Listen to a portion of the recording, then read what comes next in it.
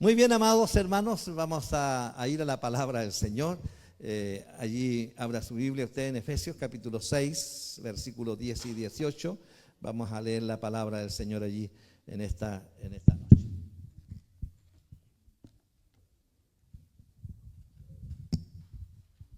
Efesios capítulo 6, versículo 10, hasta el versículo 18.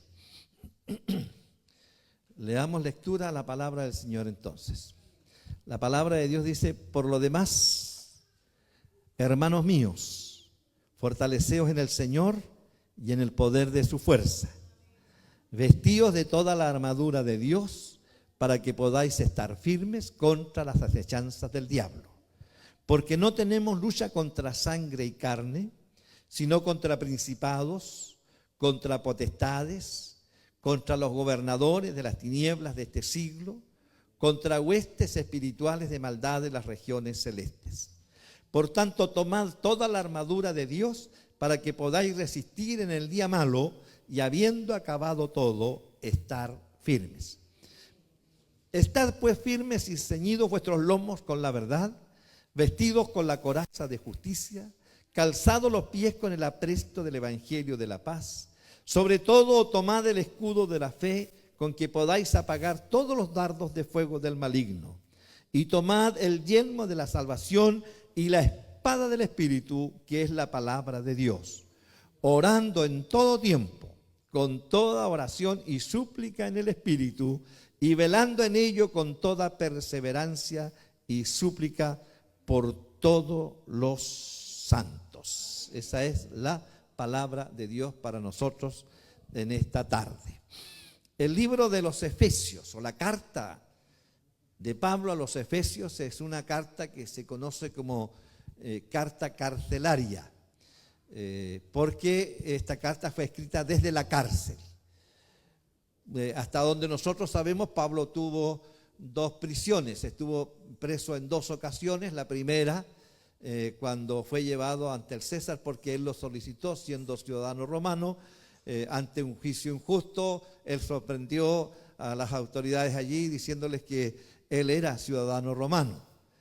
El jefe de ahí de las policías romanas le dijo: pero ¿cómo es eso? A mí me pagué mucho dinero para obtener la ciudadanía romana. Y Pablo dijo: yo soy de nacimiento.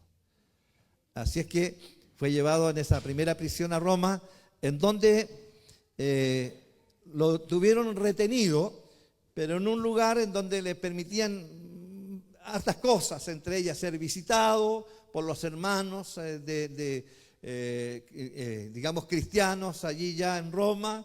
Se le permitía también escribir, que se le llevaran libros, etcétera. Se le daban varias posibilidades. Así es que es muy probable que la carta a los Efesios haya sido escrita desde esa primera prisión en Roma, porque la segunda prisión fue una prisión ya mucho más cruel, en donde finalmente fue decapitado. Pero por lo tanto creemos que esta carta se escribió entonces desde la cárcel en Roma, en su primera prisión. Y es una de las cartas más preciosas, más profundas que escribió Pablo junto con Romanos. Dentro de todas sus cartas, estas son las más profundas, las más interesantes teológicamente y también devocionalmente para la vida de la iglesia. Pablo ha escrito una serie de consejos, ha dado una serie de consejos, ha profundizado en varias áreas de la doctrina cristiana en esta carta a los Efesios. Ha dejado establecido que la salvación es por la gracia y no por obra, para que nadie se gloríe por ahí diciendo, cierto, que ha llegado a la salvación porque es una persona que lo merecía. Pablo ha dejado establecido esta carta que la salvación dada por Cristo es por gracia. Esto significa que nosotros no somos ni dignos ni merecedores de esta salvación que hoy día nosotros tenemos. Y eso lo está dejando Pablo claramente establecido, da consejos muy particulares acerca de la conducta de la esposa, la conducta de los hijos, la conducta de los esposos, la conducta de la gente que trabaja para otros, que tiene patrones, que tiene amos, de cómo debían ser con los amos y al mismo tiempo los amos cómo debían ser con aquellos que le prestaban servicio. En fin, una serie de consejos te va dando Pablo a la iglesia de los Efesios. Y está concluyendo esta serie de consejos, enseñanzas profundas con esta última consejería. Por eso que el versículo 10 dice: por lo demás, hermanos míos, por lo demás, de parte de todo esto que les he escrito, por lo demás, hermanos míos, fortaleceos en el Señor y en el poder de su fuerza. Que el Señor nos bendiga. El título del sermón de hoy día es estar firmes, que es el concepto que se repite aquí en varias ocasiones. Estar firmes. Y he dividido esta exposición en 2 puntos solamente. Así que no les voy a quitar mucho de su tiempo. Primero, de acuerdo yo al texto leído, Pablo está instándonos a estar firmes primero antes de la batalla. El versículo 11 dice: vestíos, por lo demás, hermanos, ¿cierto? El versículo 10, por lo demás, hermanos, fortaleceos en el Señor y en el poder de su fuerza. Así es que la pregunta que viene, y él la responde enseguida, la pregunta es: ¿cómo me fortalezco? ¿Cuál es el poder de su fuerza? Nosotros hemos vivido momentos bien críticos, bien difíciles. Hemos visto nuestro templo asolado por las fuerzas de la naturaleza, destruido. Hemos mirado nuestras arcas y hemos sacado la cuenta de que no teníamos recursos. Y ante esas situaciones complejas, difíciles, yo he llorado, yo he clamado, he gemido a Dios, he estado de rodillas delante de la presencia del Señor. Y ante esas batallas yo oraba cada mañana, cada noche, diciendo: Señor, fortaléceme en el poder de tu fuerza. Porque en los momentos difíciles, hermanos, cuando no hay a qué echar mano, y las cosas se escapan a las soluciones que nosotros podamos buscar, entonces no nos queda otra alternativa que fortalecernos. ¿Cómo nos va a sacar Dios de esas situaciones? No lo sabemos. Por lo tanto, lo primero que hay que pedir: Señor, fortaléceme en el poder de tu fuerza. No sé cómo salir de esta situación, no encuentro respuesta, pero mientras esa respuesta llega, Señor, fortaléceme en el poder de tu fuerza. Y orando en esa dirección, yo me preguntaba a mí mismo: Señor, pero ¿cómo, Señor, cómo me fortalezco en el poder de la fuerza de Cristo? ¿Cómo me fortalezco? Entonces Pablo dice, y da aquí una solución: vestíos con toda la armadura de Dios para que podáis estar firmes. Fíjese que mi pregunta es: ¿cómo me fortalezco en el Señor para estar firme en medio de la prueba? Y el versículo siguiente dice: vestíos con toda la armadura de Dios para que podáis estar firmes. Así es que si yo quiero estar firme en los momentos difíciles de la vida, entonces yo tengo que tomar toda la armadura de Dios. Y fíjese que cuando Pablo dice vestíos de toda la armadura de Dios, está indicando que esa es nuestra responsabilidad. Las armas, la protección de Dios, el poder bendito de Jesucristo a favor nuestro está ahí, pero es deber nuestro buscarlo, es un deber nuestro tomar, es actitud nuestra. Aquí nos está instando el apóstol Pablo que no podemos ser pasivos en esto. Nosotros sabemos que Cristo tiene el poder para defendernos, pero es nuestra responsabilidad buscarlo. El poder y la fuerza de Cristo están ahí para nosotros, pero es nuestro deber y responsabilidad buscarlo. Por eso es que Pablo dice, no dice Pablo allí, mire, esperen que el Señor los vista con la armadura. No, le dice a la gente, vestíos de toda la armadura de Dios. Esa es mi responsabilidad. Vestirme con la armadura de Dios. En segundo lugar, dice Pablo, porque no tenemos, el versículo 12, no tenemos lucha contra sangre y carne. Lo segundo que nosotros naturalmente hacemos, o tenemos que hacer, es identificar con qué o con quién estamos peleando. ¿Quién es mi enemigo? ¿Quién está luchando contra mí? Entonces Pablo nos invita a identificar a nuestros enemigos. Y es allí donde Pablo dice, no es contra carne y sangre. No es contra las personas. No es contra seres humanos. No es con tu familia. No es con tus amistades. No es con tu compañero de trabajo, la lucha, la batalla. No es con tu esposo. No es con tu esposa.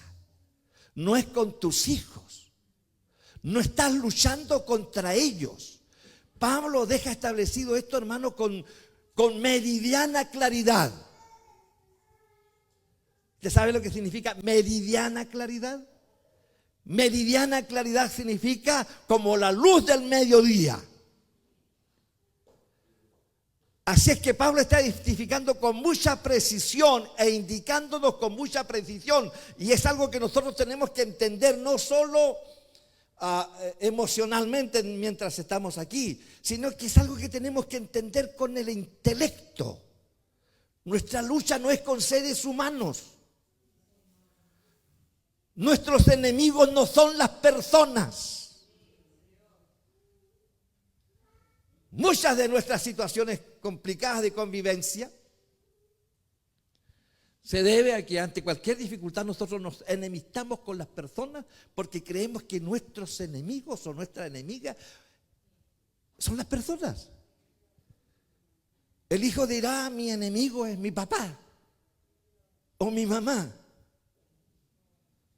La mamá dirá, el que me amarga la vida, el que me crea problemas es mi hijo.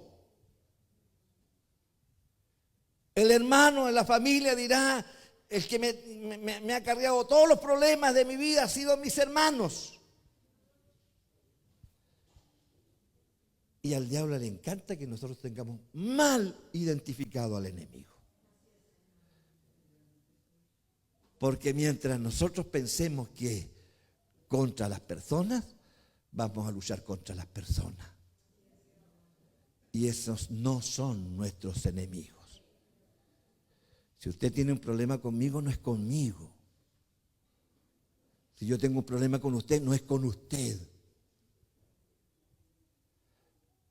No es contra sangre, ni es contra carne. Dice Pablo el apóstol, sino contra principados, contra potestades, contra los gobernadores de las tinieblas de este siglo, contra huestes espirituales de maldad en las regiones celestes. Tenemos esta lucha contra los que gobiernan las tinieblas. Yo no soy el gobernador de las tinieblas. Usted, hermano, hermana, no es el gobernador de las tinieblas. Su hijo, su hija no son los gobernadores de las tinieblas. Y aquí el apóstol Pablo dice que tenemos lucha contra los que gobiernan las tinieblas. Y estas tinieblas tienen que ver con cosas que yo no he inventado, que yo no he creado. Tienen que ver con deleites mundanos, con cosas pecaminosas, sensoriales, con las que yo toco, con las que yo escucho, las que yo veo, las que yo palpo.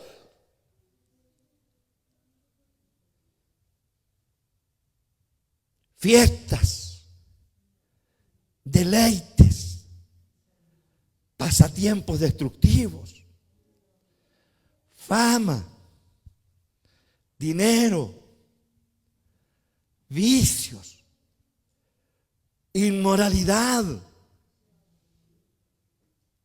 todo tipo de corrupción. Esas son las tinieblas. Y Pablo está diciendo, tenemos una lucha contra los gobernadores de las tinieblas, de este siglo.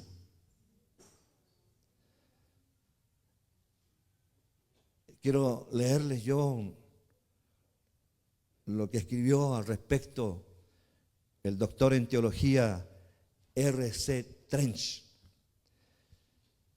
Él dice, es toda esa masa flotante de pensamientos, opiniones, máximas, especulaciones, esperanzas, impulsos, metas, aspiraciones, lo cual puede que sea imposible de definir con precisión, pero que constituye un poder muy real, infectando la atmósfera moral o inmoral que a cada momento de nuestra vida inhalamos y que es casi imposible de exhalar. Eso dice el doctor Trench. Cuando hablamos de las tinieblas de este siglo, estamos hablando de toda esta masa de pensamientos, de toda esta masa de aspiraciones y sueños, de sentimientos, de proyectos, pero que están bajo el control de Satanás, el Dios de este siglo. Y dice el doctor Trench, es esto. A esto se refiere Pablo cuando habla de estos gobernadores de las tinieblas de este siglo. Está hablando de toda esta masa que infecta el aire, que infecta la atmósfera, y que nosotros y que nuestros hijos y que nuestros nietos están absorbiendo. Inhalando, dice Trench, están inhalando toda esta atmósfera. Y lo que a mí me deja preocupado es que el doctor dice cosas que son difíciles después de exhalar. Esta masa la gobierna Satanás, el diablo, y el Señor lo reprenda. Esta cosa que nosotros respiramos, que sus hijos respiran, está bajo el control de Satanás. Y las inhalan y las absorben. Y lo que es peor, no las pueden exhalar. Pablo dice, huestes espirituales de maldad. Estamos hablando, son espíritus de maldad. Y fíjese que, hermanos, cuando uno piensa que esta carta está escrita para la iglesia, está diciendo Pablo que nosotros también como iglesia estamos en peligro. Que estamos respirando el mismo aire. Aire infectado por huestes espirituales de maldad. Son espíritus de maldad. Están en el aire y luchan contra nuestro espíritu, contra nuestro ánimo. Viene el decaimiento, la turbación, la falta de fe, actitudes de rebeldía y no sabe por qué. Pero de pronto no quiere obedecer. Todo le molesta. Es el efecto que producen los espíritus de maldad que afectan nuestro espíritu, afectan nuestro ánimo para servir al Señor. Y de ahí que sin saberlo nos encontramos con gente decaída, con gente en la iglesia que ha perdido la fe, gente fiel, servidora, de pronto es rebelde, desobediente. Y no sabe por qué. Pablo dice, esta atmósfera está gobernada por espíritus de maldad.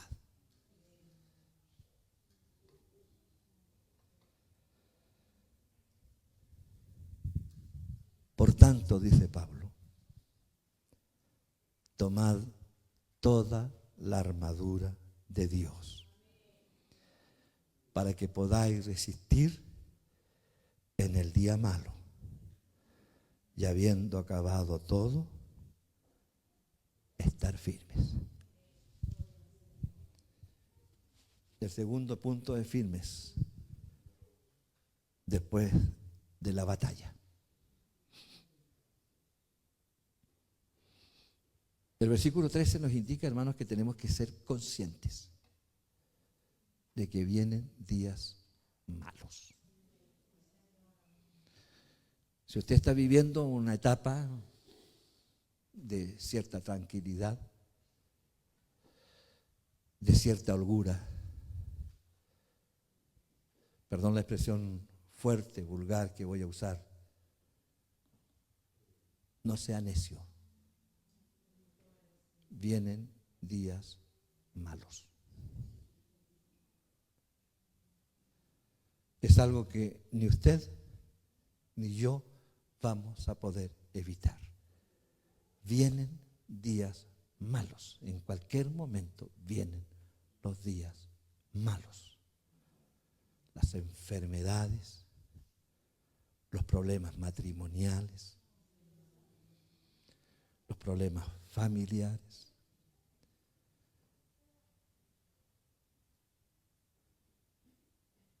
Discusiones, peleas entre padres e hijos que antes no se veían. De la noche a la mañana se queda sin fuente de trabajo, se cierran todas las puertas. Yo recuerdo haber tenido un excelente trabajo en Santiago cuando era un hombre joven. Yo estaba comenzando a formar una iglesia en San Bernardo.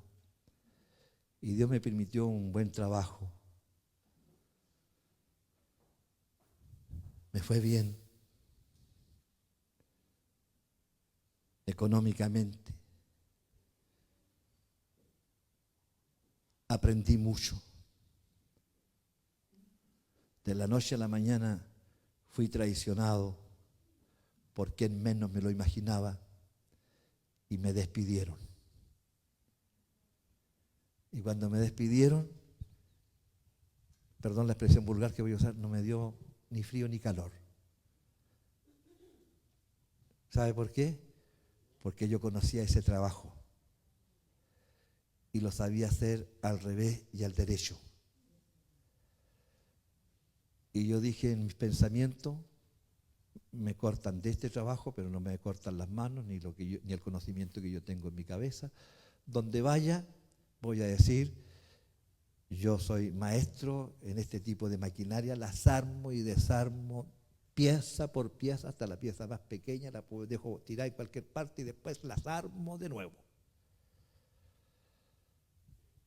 Así es que me relajé por un par de semanas. Y luego regreso a Santiago y dije, es hora de buscar trabajo. Y fui a la primera fábrica grande. Y me dijeron, aquí no hay trabajo. Oiga, señor, pero yo conozco estas maquinarias, yo creo que no las conoce nadie mejor que yo. Dijo, no, es que no tenemos cupo. Recorrí en Santiago todas las fábricas de panty que existían. Y en todas no había ninguna posibilidad. Y de la noche a la mañana me encuentro con que no hay trabajo para mí. Tengo esposa y tengo una hija. Y comienzo a sufrir las consecuencias del día malo. Pero 2 semanas antes de eso, nada me hacía presagiar que en 2 semanas posteriores yo estaría a brazos cruzados, sin trabajo para mantener y sostener mi familia. Me olvidé de este principio fundamental. Vienen días malos y no avisan, solo nos sorprenden. Una enfermedad que le hace consumir todo lo que tenía. Y no se da cuenta cuando ya no tiene nada. Los días malos. La actitud más necia que podemos tener nosotros es pensar que todo va a marchar exactamente igual como hoy día estamos. Perdón la expresión vulgar, mañana puede darse vuelta la tortilla. Así es que el apóstol Pablo dice, por tanto, ¿qué tenemos que hacer? Tomar toda la armadura de Dios para poder resistir en el día malo. Si usted en el día malo no quiere perder su fe, si usted en el día malo no quiere quedarse afuera y después vivir de sueños e ilusiones, fui evangélico, fui corista, predicador, diácono de una iglesia. Si usted no quiere vivir eso, es hora de tomar la armadura de Dios. Si no la ha tomado y ha vivido como un gorrión, es hora de tomar la armadura de Dios. Porque vienen días malos. Y lo único que nos va a sostener es estar vestidos con la armadura de Dios. Por lo tanto, dice Pablo, estad ceñidos vuestros lomos con la verdad. El cinturón romano era importantísimo porque el ropaje romano era ancho. Las batallas a veces eran cuerpo a cuerpo.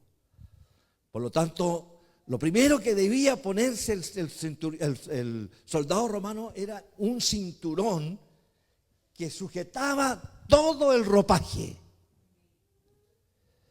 Así que Pablo, conociendo la vestimenta romana, entonces la comienza a aplicar a la parte espiritual. Así es que deben tomar el cinturón de la verdad. Eso es lo que sujeta todo. Y Jesús dijo, yo soy la verdad. Así es que lo primero, tómese de Cristo. Aférrese a Él, abrácelo a Él, sujétese a Él. Toda su existencia, todos sus proyectos, todo su futuro, encomiéndelos a Jesús, al Señor. Él es la verdad. Eso aprieta todo, eso abarca todo. Primero, el cinturón de la verdad. Segundo, la coraza de justicia, lo que cubre el pecho. No voy a ser tan específico ni detallado como la hermana Yasmín, que nos dijo hace algunos años todos los detalles que protegen esta coraza aquí el tórax, ¿cierto? Donde están todos nuestros órganos vitales. Yo voy a hacer énfasis especialmente porque la coraza protegía el corazón. Y Pablo dice, la coraza de justicia. Satanás va a intentar turbar tu corazón, mi corazón. Protejamos nuestro corazón con la coraza de justicia. Dios es justo. Tercer lugar, calzados nuestros pies con el evangelio de la paz.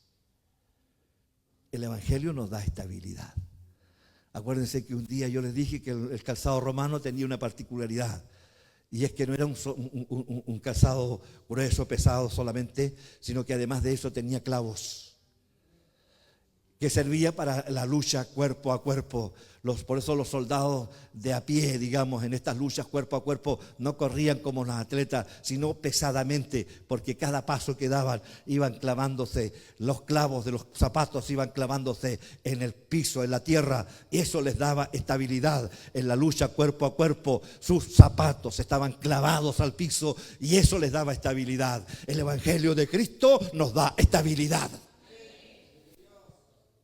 Así es que nuestros pies deben estar calzados con el apresto del evangelio de la paz. Que el evangelio nos da estabilidad espiritual, emocional y conductual. En cuarto lugar, el apóstol nos habla de tomar el escudo de la fe, haciendo alusión a ese gran escudo romano de 1,20 m de altura por 75 centímetros de ancho, cubierto de piel que cubría completamente el soldado. Estos escudos eran cubiertos de pieles para evitar las flechas ardientes. Se atacaba muy a menudo con flechas ardientes y al chocar en estos escudos con piel, las flechas se apagaban. Nosotros somos atacados por Satanás, el diablo y sus huestes, con flechas ardientes desde la distancia para destruir nuestra fe, para minorar nuestra fe, para hacer decaer nuestra fe. Pongamos allí el escudo de la fe para que esas flechas ardientes se apaguen y Cristo sea victorioso en nosotros. Y dice Pablo, tomad el yelmo de la salvación. El yelmo es esa especie de casco, ¿verdad?, romano, que se ponía sobre la cabeza. Y Pablo aquí está hablando sin duda desde el punto de vista espiritual. Por eso habla del yelmo de la salvación. Satanás intenta, yo lo he dicho muchas veces, Satanás no puede entrar a tu corazón, pero sí a tu mente. Con confusión, con turbación.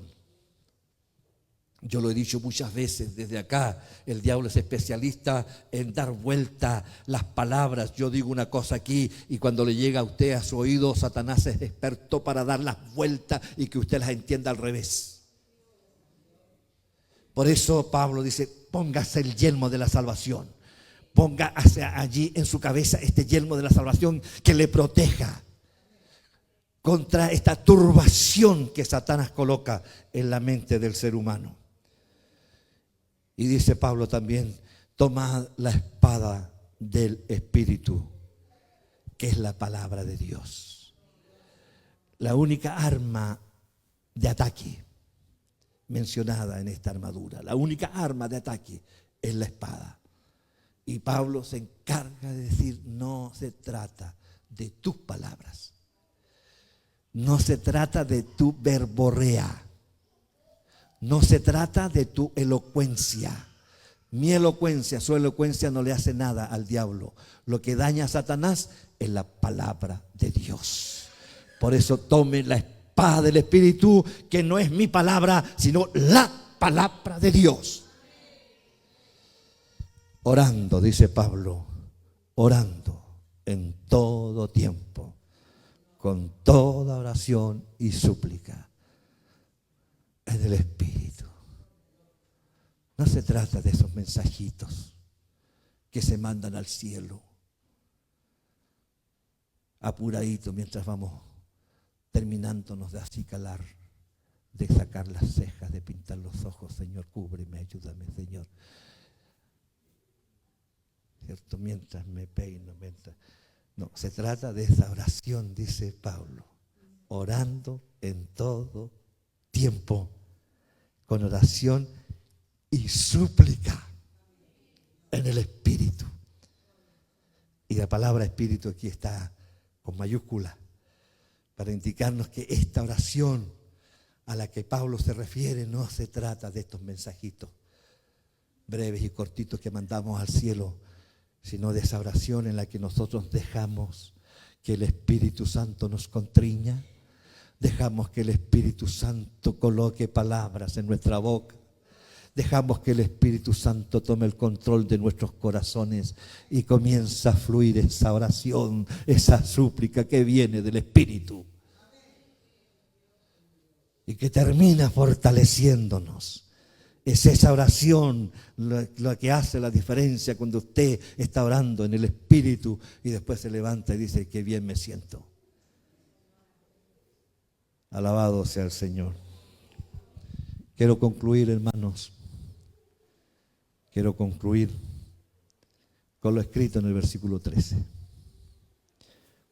Por tanto, tomad toda la armadura de Dios para que podáis resistir en el día malo. Y habiendo acabado todo, estar firmes. Concluyo diciéndoles, hermanos, hay allí una tremenda promesa. Su día malo pasará. Amén. Su día malo pasará. Ahí hay una promesa encerrada ahí. Primero la advertencia que hay días malos, pero hay encerrada una promesa. El día malo pasará. Por lo tanto, está firmes. Su enfermedad va a pasar. Su problema familiar va a pasar. Su problema económico va a pasar. Es probable que para algunos esté el día malo, pero sepa que esto va a pasar. Habiendo pasado todo, estar firmes. Que Dios les bendiga. Hasta aquí el mensaje de la palabra del Señor. Les invito a glorificar a Dios. Gloria a Dios, gloria a Dios, gloria.